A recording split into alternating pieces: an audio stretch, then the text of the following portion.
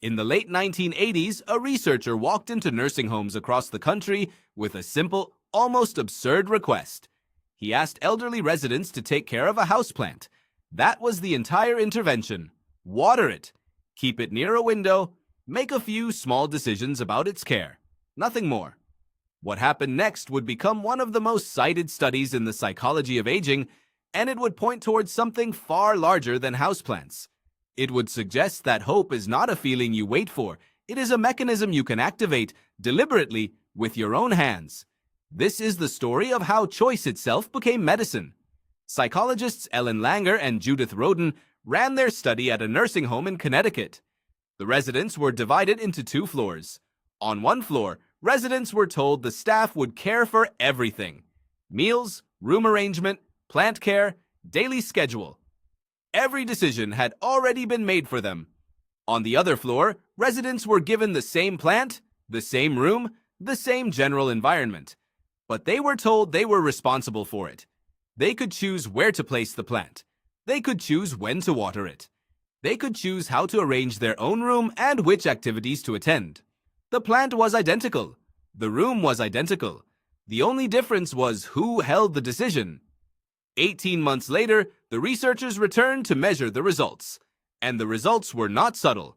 Residents who had been given small daily choices showed significantly higher levels of reported happiness, alertness, and overall well-being. But the most striking finding was this: the death rate. In the group given more control, the death rate was less than half that of the group whose decisions had been made for them. A houseplant and a few daily choices were associated with people living measurably longer. To understand why this happened, you need to understand what was happening invisibly, underneath the plant and the meal schedule and the room arrangement. Psychologist Judith Rodin, working alongside Langer, had spent years studying what she called perceived control. Not your actual control over events, but your belief about how much control you have. And what her research consistently found was that perceived control activates a completely different physiological state than perceived helplessness. When you believe your actions matter, your body produces less cortisol. Your immune function improves. Your cardiovascular system operates under less chronic strain. The belief itself, independent of the actual outcome, changes your biology. This connects directly to a concept you may already recognize: Martin Seligman's learned helplessness. If repeated experiences of uncontrollable outcomes teach an organism that nothing it does matters, then the opposite should also be true.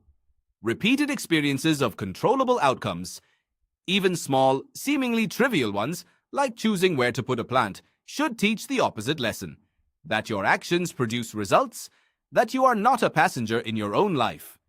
Researchers eventually gave this the name learned helpfulness, or more formally, the development of an internal locus of control.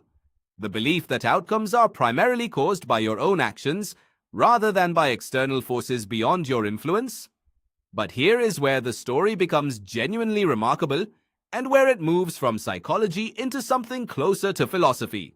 Psychologist Julian Rotter, who first developed the concept of locus of control in the 1950s, found that this belief was not fixed. It was not a personality trait you were simply born with, like eye color. It could shift in either direction, based on the pattern of experiences a person accumulated over time. This means the houseplant in that nursing home was not really about the plant. It was a small, repeatable proof. Every time a resident chose where to place it, every time they decided when to water it, they received a tiny piece of evidence. My choices matter. I am not helpless. Stacked over weeks and months, that evidence accumulated into something larger, a fundamentally different relationship between the self and the world. Now think about what this means outside of a nursing home. Researcher Stephen Meyer, who worked alongside Seligman on the original learned helplessness experiments, returned to this question decades later with a critical correction. In his later work, Meyer proposed that helplessness is not actually the default state that gets learned through shock.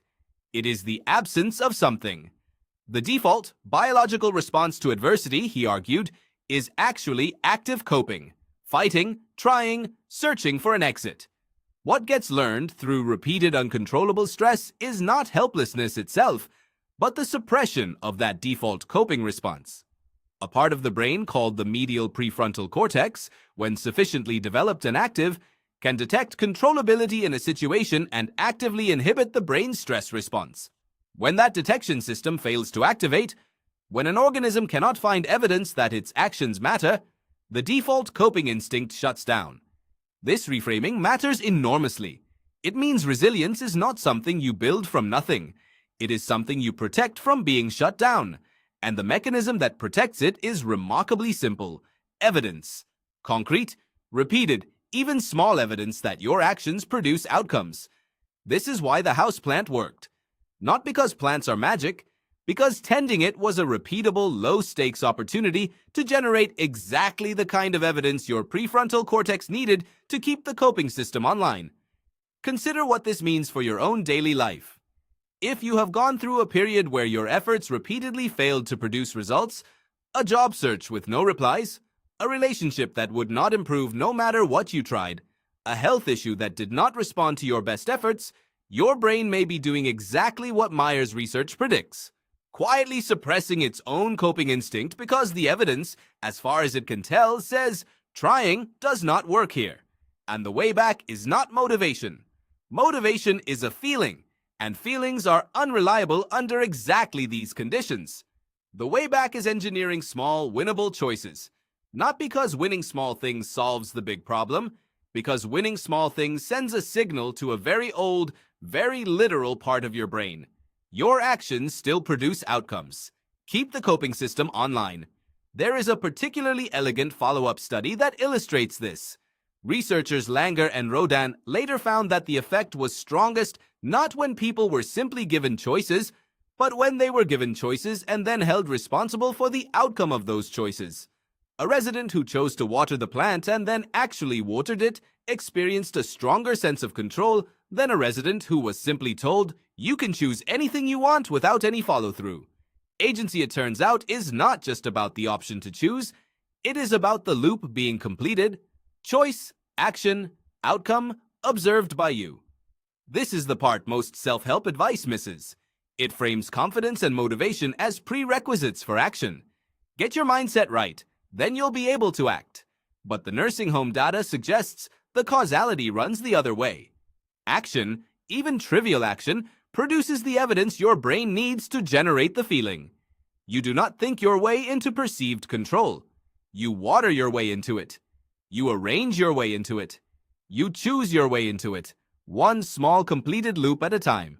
18 months after that study began, the residents who chose where their plant went were, by a meaningful margin, more likely to still be alive. Tonight, somewhere in your life, there is probably a houseplant. Maybe not literally. Maybe it is a decision so small you have stopped noticing it is a decision at all. What time you go to bed. What you eat for the next meal. Which 5 minutes you spend on a task you have been avoiding. It will not feel like it matters. That is exactly the design flaw in your perception, not in the science. Because somewhere in your prefrontal cortex, a system built over millions of years is quietly listening for one specific kind of evidence: proof that your hand on the world produces movement. Water the plant, choose the loop, complete it, and let your own old, literal